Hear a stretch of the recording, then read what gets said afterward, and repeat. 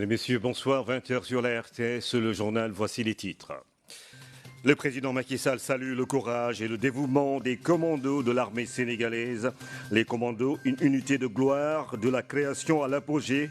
Le livre a été présenté au chef de l'État ce jeudi. Souvenirs, témoignages, reconnaissance, honneur à ces djambars qui ont défendu le Sénégal sur divers théâtres d'opération.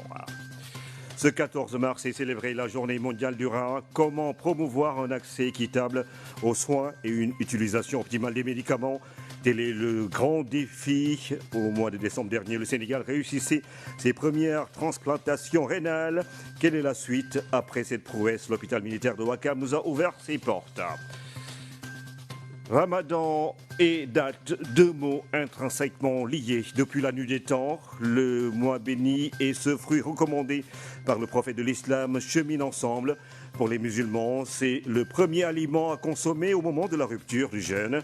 Dans ce journal, nous parlerons également du sens de ce troisième pilier de l'islam. Bienvenue à tous. Les commandos, une unité de gloire de la création à l'apogée. C'est le titre du livre présenté au chef de l'État ce jeudi. Au-delà des souvenirs sur cette unité de réserve générale de l'armée, l'ouvrage est un témoignage de reconnaissance à l'endroit du président Macky Sall pour avoir mobilisé les moyens et modernisé ce bataillon. Le chef de l'État a salué les leçons de courage et de dévouement de ces vaillants djambars. Le reportage de Oumar Ning. C'est l'histoire du bataillon des commandos qui est retracée par les anciens. Une délégation représentative de toutes les générations. À travers ce livre, le comité de rédaction revient sur les souvenirs profonds de cette unité d'élite connue pour sa bravoure et son courage. Ce livre exalte vraiment l'héroïsme, la bravoure, le dévouement des commandos à travers les décennies. Mais je pense qu'il faut voir au-delà de la publication et voir votre engagement vraiment dans l'intérêt que vous portez aux militaires, surtout aux commandos. Ce livre donc est un témoignage donc, de votre engagement et de l'intérêt que vous portez aux militaires. Et ceci, c'est grâce à votre noble vision de l'armée. Parce que vous avez transformé notre outil de défense et vous l'avez hissé au niveau vraiment des enjeux et des défis que l'histoire a placés devant notre institution militaire. Je vous remercie de votre soutien indéfectible qui nous a permis de publier cet ouvrage retraçant le parcours glorieux de notre bataillon, le bataillon de commando. En effet, vous avez entièrement financé la production du livre à hauteur de 20 millions de francs. Monsieur le Président de la République, on vous remercie encore pour tout ce que vous avez fait pour la modernisation de l'armée sénégalaise, qui est devenue un outil performant, garant de la sécurité nationale. C'est donc le témoignage de l'intérêt que le président Macky Sall porte aux forces de défense et de sécurité. Un chef d'État qui connaît bien l'importance du bataillon des commandos. J'ai appris à le connaître puisque mon aide de camp est commando et quand je l'ai connu, il était commandant. Donc quand même s'il est de la même génération, je l'ai vu grandir dans les grades. Commandant, lieutenant-colonel, il était mon aide de camp comme Premier ministre. Et d'ailleurs, pour la petite histoire, quand je cherchais un aide de camp, on m'a donné des noms, 3 noms, comme ça, je devais sélectionner. Je ne connaissais personne parmi les 3. Bon, il se trouvait que lui, il est de la même année que moi. Donc ça a été un des facteurs dans le choix. J'étais né la même année. Et puis, finalement, j'ai dit, bon, je prends celui-là, qui s'appelle commandant Maïté Ndiaye. Et un officier devenu général m'a dit, mais je lui ai demandé, c'était un ami, tu connais cet officier? Il m'a dit, oui, très bien. La seule chose qui m'étonne, est-ce qu'il pourra se civiliser? Je lui ai dit, ça veut dire quoi, se civiliser? Il m'a dit, il est tellement commando, le couteau tout le temps. Bon, c'est comment il va être l'aide de camp d'un Premier ministre avec la tenue kaki. C'était sa seule crainte, c'était Amadou Anta Gueye. Alors, effectivement, parce que je sais que c'est un homme de terrain, un homme qui a l'esprit commando. La démarche du président Macky Sall traduit le prix qu'il attache à la montée en puissance des forces de défense et de sécurité. Un devoir que le chef de l'État explique. C'est mon devoir en tant que chef suprême de donner à l'outil de défense les moyens qu'il faut pour assurer leur mission régalienne de protection du territoire national, de défense de l'intégrité du territoire, quoi que cela puisse coûter. Maintenant, pour la petite histoire, commandant, moi, je suis issu d'une famille dont la particularité, c'est la guerre. Nous sommes des dons de Koli. Koli Tengala, son armée, c'est des Koliabé, donc colonel Siantre, colonel Si. Donc ça, c'est la spécialité. On préfère mourir que d'avoir le déshonneur. Et on n'aime pas provoquer, mais franchement, quand la bagarre elle est là, il faut l'assumer, quoi que cela vous coûte, pour l'honneur que vous laissez. Et le combat, ou en tout cas les valeurs qui doivent accompagner le combattant, sont des valeurs héritées. Donc, c'est pas que j'aime la guerre ou non, mais j'aime bien l'armée parce que c'est l'outil de défense depuis la nuit des temps. C'est ça, c'est l'épée, c'est le fusil, voilà. Donc peut-être ceci explique cela. Peut-être dans mon subconscient, j'ai voulu avoir une armée vraiment à la hauteur des missions qui lui sont confiées. Le bataillon des commandos fait partie des unités les mieux entraînées de l'armée. Agissant sous le commandement et l'ordre du président de la République, il n'intervient que sur ordre de ce dernier. Les anciens qui ont rendu visite au président Macky Sall ont marqué leur gratitude au chef de l'État au nom de toutes les forces de défense et de sécurité. En fin de mission au Sénégal, l'ambassadeur d'Espagne a fait ses adieux au chef de l'État. Madame Olga Cabarca Gomez s'est félicitée de la qualité des relations d'amitié et de coopération entre son pays et le Sénégal. Elle a été élevée à la dignité de commandeur dans l'Ordre national du Lion par le président Macky Sall. La voici au micro de Oumar Ning. C'est un grand honneur vraiment d'avoir recevoir cette décoration de la part du président Macky Sall. Après presque 4 ans, je suis arrivée ici en août 2020. Maintenant, je suis en train de partir et vraiment le Sénégal va me manquer. Mais je pense que je pars avec un bagage très riche d'expérience et j'espère vraiment qu'on a contribué à approfondir les relations entre le Sénégal et l'Espagne. Alors, je ne peux pas dire que je suis content de partir parce que je ne suis pas content de partir, mais en même temps, je pense qu'on a bien travaillé et je pars avec l'impression d'avoir amélioré les relations entre nos deux pays.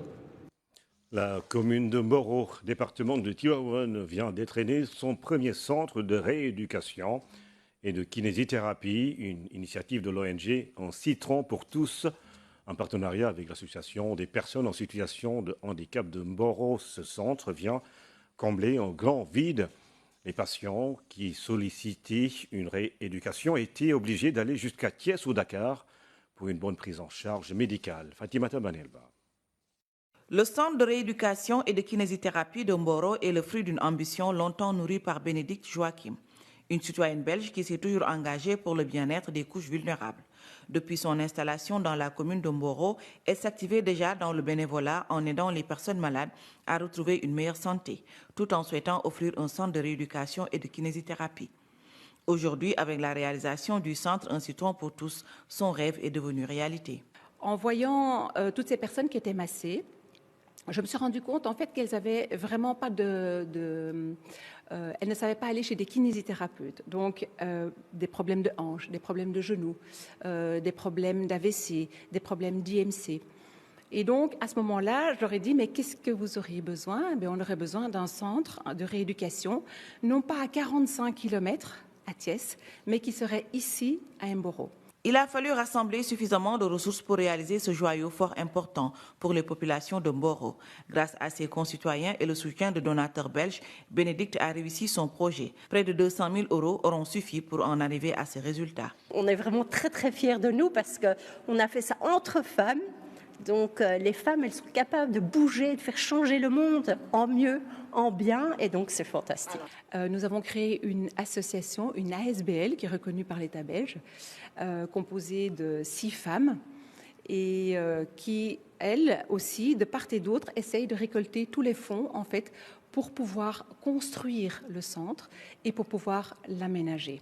Et aujourd'hui, c'est chose faite. Nous souhaiterons aussi avoir la possibilité d'acheter une petite voiture, enfin une camionnette, en fait, une petite camionnette, pour pouvoir aller chercher les enfants à domicile, les enfants qui ont des problèmes de santé, surtout d'handicap légers ou moins légers, pour qu'ils puissent enfin venir ici se faire soigner. Ceux qui nourrissent ce partenariat, ceux qui sont en fait au cœur de l'amitié belgo-sénégalaise, ce sont des gens, ce sont des personnes, ce sont des Sénégalaises, des Sénégalais et des Belges qui tous les jours travaillent ensemble, que ce soit dans l'entreprise, dans les associations, dans la santé, dans l'agroalimentaire. Désormais, les personnes atteintes de handicap, d'IMC ou d'AVC ou même accidentées, jadis obligées d'aller jusqu'à Thiès à 45 km ou Dakar pour leurs soins, resteront à Mboro.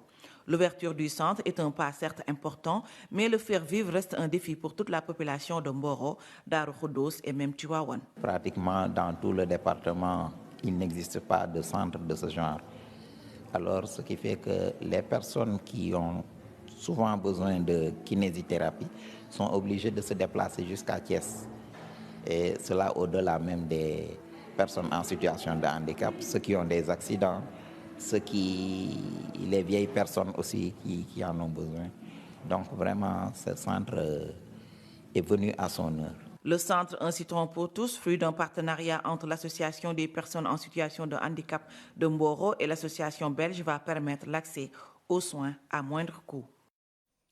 La santé rénale pour tous, promouvoir un accès équitable aux soins et une utilisation optimale des médicaments, c'est le défi à relever. La journée mondiale du rein célébrée ce 14 mars en fait une priorité. Au Sénégal, de nombreux acquis sont enregistrés dans la prise en charge des malades. Les premières transplantations rénales réalisées par le consortium HMO, l'hôpital militaire de Ouakam et le Dantec, ont donné justement de bonnes perspectives. 3 mois après, notre reporter Fanta Badji y est retourné pour faire le point. Voici son reportage. Contrôle médical de routine pour Marema, qui n'a plus à subir l'hémodialyse. Elle fait partie des premiers malades ayant bénéficié d'une greffe de rein à l'hôpital militaire de Ouakam. Je venais chaque semaine en contrôle. Après, vu les résultats, ça revenait négatif et puis c'était de bons résultats. Le rein fonctionnait correctement. Donc on a fait on nous a demandé de venir tous les 15 jours. Maintenant, on me demande de venir tous les mois. Et on a dit que ça peut se passer jusqu'à une séance par an. Très en forme, Marema peut désormais mener une vie normale. Je me sens à merveille, vraiment, machallah. Je n'ai plus de contraintes. Bon, physiquement, je me sens bien, moralement. Ça va, alhamdulillah. Comme tous les transplantés, Marema est soumise à un traitement médical pour le reste de sa vie. Au début, les médicaments, c'était nombreux, mais maintenant, avec les résultats, bon, on a beaucoup diminué les médicaments. J'espère bien. À chaque fois, on diminue les médicaments. Certes, il y a des médicaments qui vont continuer, mais prendre quelques comprimés et avoir des activités normales, c'est mieux que d'aller en dialyse avec toutes les contraintes. Aucune difficulté n'a été constatée après les premières greffes. Le Conseil national du don et de la transplantation CNDT accompagne le HMO dans le suivi des malades. Toutes les données de la transplantation, le suivi des malades figure dans un tracker auquel nous avons accès. Nous avons mis en place un tracker. Donc les consultations, tout ce qui se fait est rapporté dans ce tracker. Et nous, à partir de CNDT, on suit. Donc on sait chaque fois chaque malade, où est-ce qu'il en est sur le plan de consultation. Chaque donneur également, on sait à peu près, on sait voilà, où est-ce qu'il en est, son suivi, ses consultations. L'hôpital militaire de Ouakam avait prévu de faire de nouvelles greffes en janvier. Ce qui n'a pas été possible faute de moyens. Parce que pour greffer, il faut prendre en charge ces patients-là, aussi bien le bilan que le traitement immunosuppresseur. Si vous vous souvenez bien, les 3 premiers couples qui ont été pris en charge, c'est l'hôpital qui avait déboursé de l'argent. Nous avions eu le soutien de la mutuelle des armées, du chef d'état-major général des armées, mais depuis lors, nous n'avons eu aucun soutien, ce qui a fait qu'on n'a pas pu transplanter. Il y a des couples qui attendent. Près de 15 millions de francs CFA sont nécessaires pour une transplantation. La directrice est en train de chercher un peu partout de bonne volonté, des gens qui peuvent prendre en charge ces patients. Je pense que d'ici peut-être un mois au moins, nous pourrons greffer encore pour un couple, parce que d'après les informations que j'ai eues de l'administration, il y a une bonne volonté qui a donné 15 millions pour qu'on puisse prendre en charge un malade. Le Conseil national du don et de la transplantation CNDT annonce par ailleurs 2 autres hôpitaux éligibles pour réaliser la greffe de rein. Il s'agit de Ogip et de Dalal Diam. En attendant, près de 1000 malades sont en attente d'une transplantation rénale.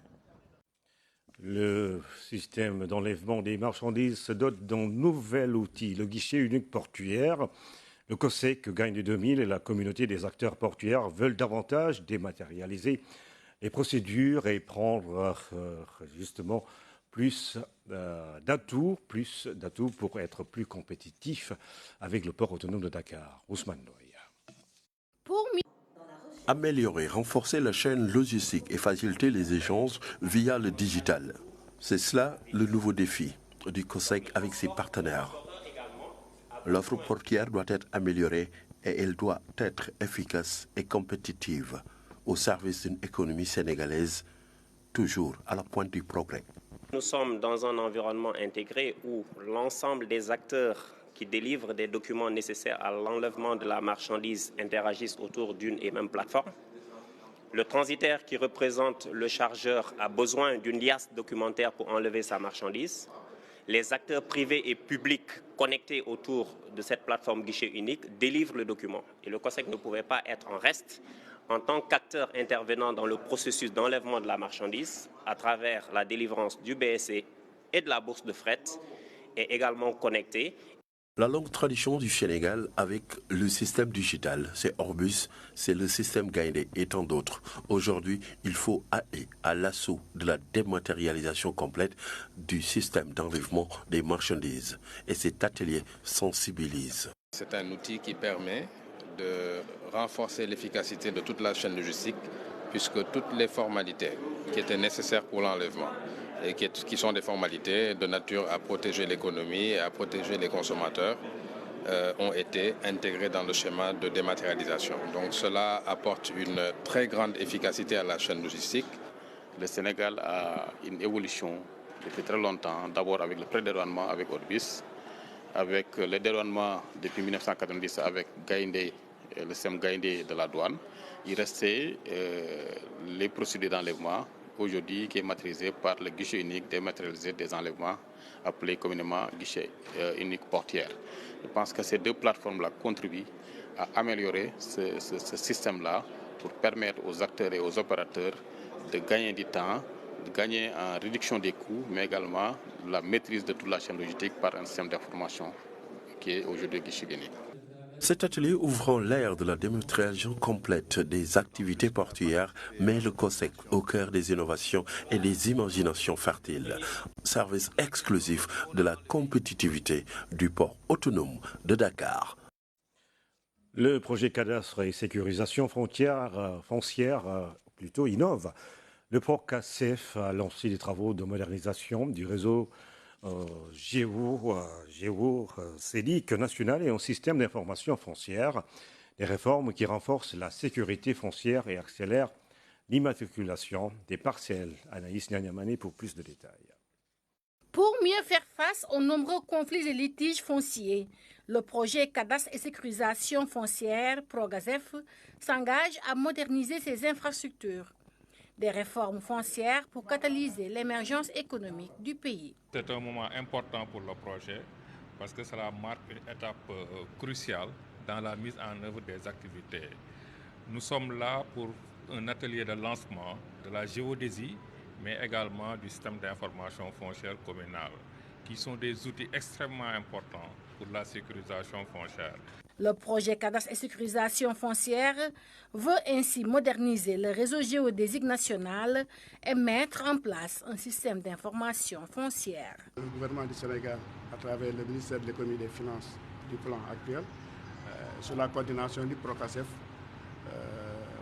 veut mettre en place ce système d'information qui devrait permettre de fédérer l'ensemble des données qui sont collectées, en particulier au niveau de la direction générale des impôts et domaines via le service de gestion du foncier et ensuite au niveau des collectivités territoriales. Donc, en plus, le projet envisage de mettre en place des bureaux fonciers. Toutes ces informations doivent être collectées et c'est le système qui devrait permettre d'intégrer l'ensemble de ces informations pour permettre d'avoir une bonne visibilité de la gestion des terres à travers le pays.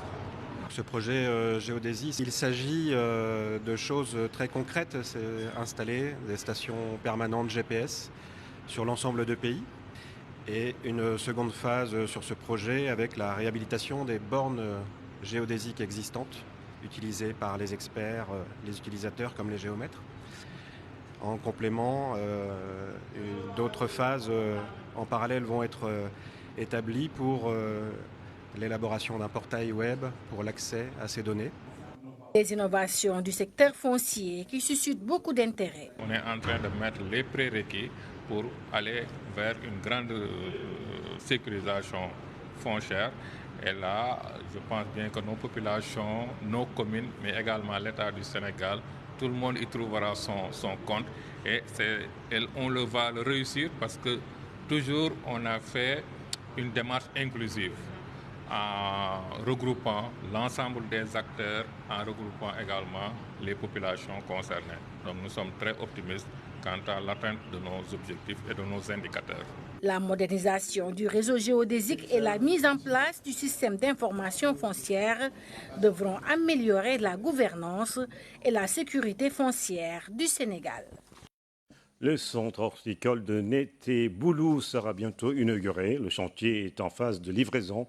Les autorités territoriales souhaitent que l'État s'engage pour le démarrage des enseignements-apprentissages dès la rentrée prochaine. Jean Rodien a visité la structure. Suivons son reportage. Le centre horticole de Neteboulou sera bientôt réceptionné. Le chantier est à un taux de réalisation de 98%. Cet institut de formation est constitué d'un bloc administratif, pédagogique et d'un internat. Donc l'ANIDA a cédé une partie de son espace de 60 hectares. Ils ont cédé 10 hectares au cluster horticulteur. Ce sont eux qui ont construit, qui ont piloté vraiment le projet, mais financé par l'État du Sénégal et la Banque mondiale. Nous l'avons accueilli avec fierté et beaucoup d'estime parce que nous savons que ce centre est venu dans la commune ou dans le village pour vraiment solutionner une situation qui est là depuis très longtemps.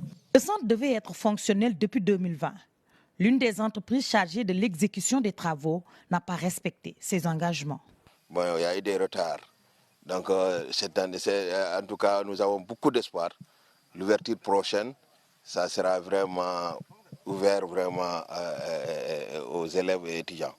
Voilà, bon, il y a un problème d'abord parce que l'électricité est en train de venir, mais bon, le projet est un peu bloqué. Depuis certain temps, ils ne sont pas encore arrivés pour électrifier.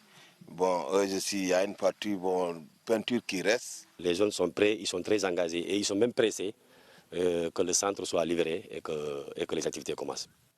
Le démarrage des cours théoriques et pratiques du centre horticole de Neteboulou va permettre de renforcer les capacités de ceux qui s'activent déjà dans ce domaine et de former d'autres dans les différentes filières de l'horticulture.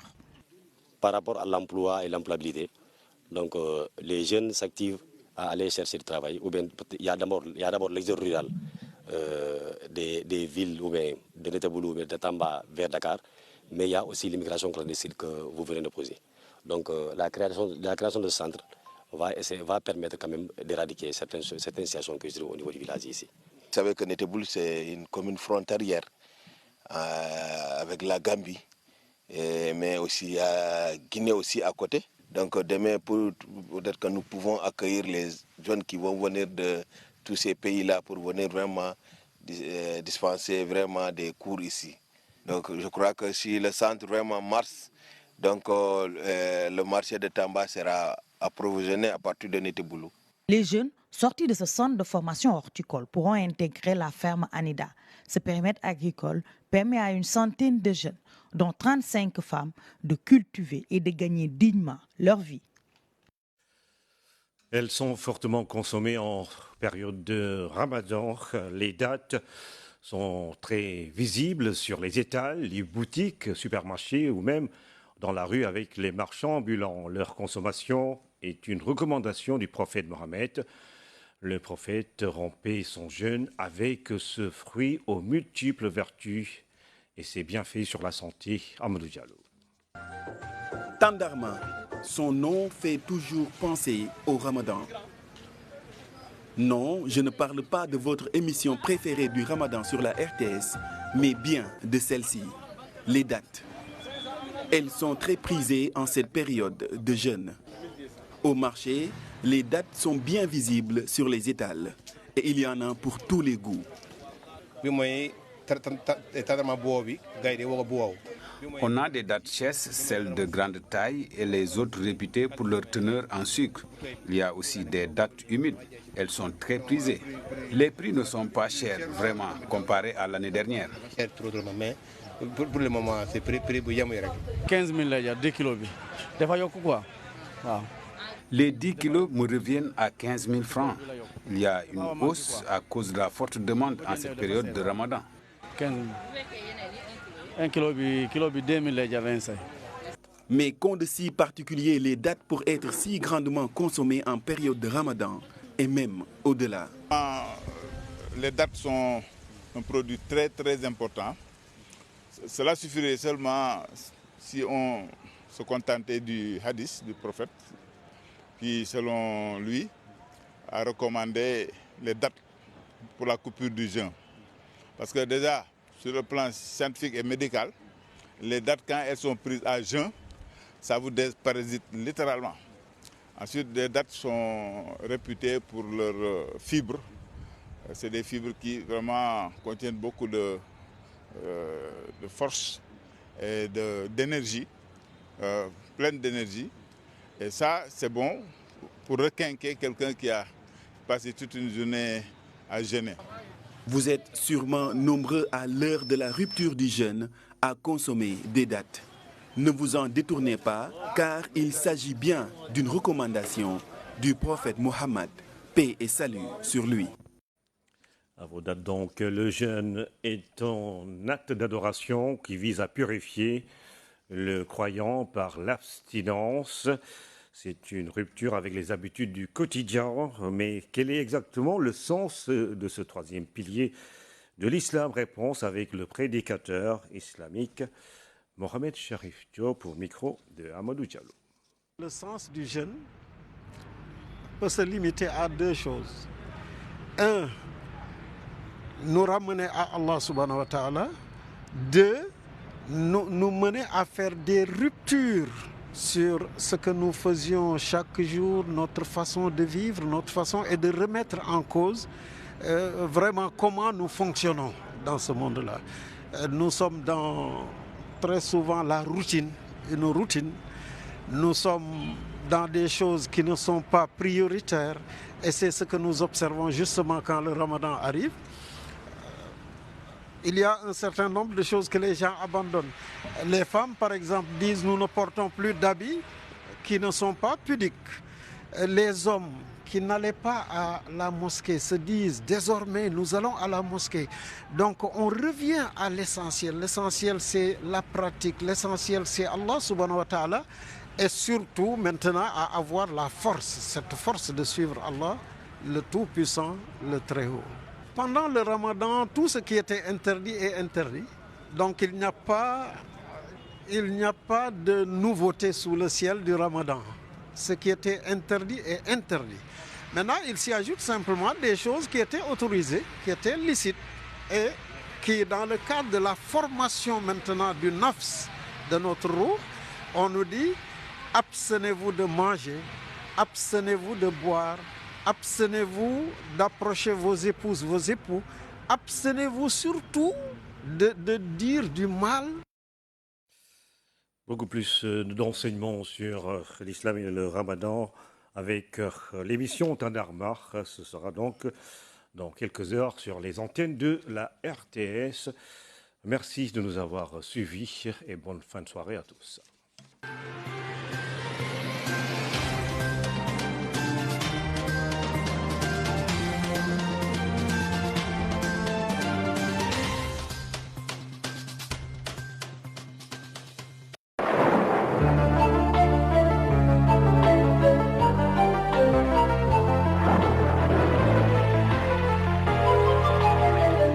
Mesdames et messieurs, bonsoir. Ravi de vous retrouver pour votre bulletin météo qui sera surtout marqué par une forte chaleur, des températures caniculaires attendues sur une bonne partie du pays, notamment vers les localités de l'intérieur au courant de la journée du vendredi, mais aussi en début de week-end. Cependant, la nuit au petit matin, il fera relativement frais, notamment au niveau du littoral entre Dakar et Saint-Louis. Donc sur l'immense satellite, on retrouve un ciel qui sera, disons, plutôt dégagé. Quelques touffes de nuages seront